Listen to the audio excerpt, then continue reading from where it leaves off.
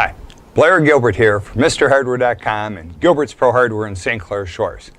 These are my 6 secrets to doing a great job of putting in a sump pump.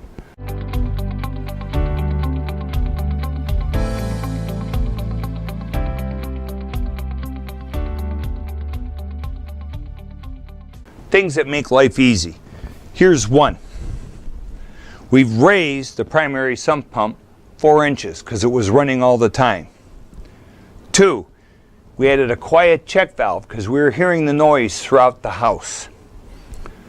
3, we need to separate our secondary backup pumps to a separate line outside so that when either of our emergency pumps kick on, water's flowing across the patio or the sidewalk, we see it, we go, oh no, primary pump's done, and we go out there and we take care of it. Another trick is when we're putting in a sump pump and you're trying to stretch and get this to fit, know this, the rubber boots slide down on the pipe. You can slide the pipe in place and slide the boot back up. Much easier than trying to bend and weasel stuff in there. The same thing is when we put in a secondary electric pump, this PVC and this PVC out of both those pumps are the same height. So when the lower pump fails, I take this pump out, I put it down where this pump is. I can do that in a minute. I don't have to do any cutting or fritzing. I take out the bad pump.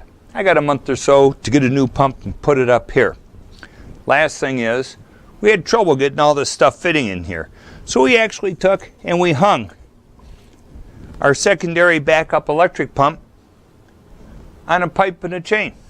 It's cool. It's easy, I can pull it out. 6 of my quick, easy secrets to when you're putting in a pump. Check out our videos down below and you can go and see how each one has been done. Great tips from MrHardware.com.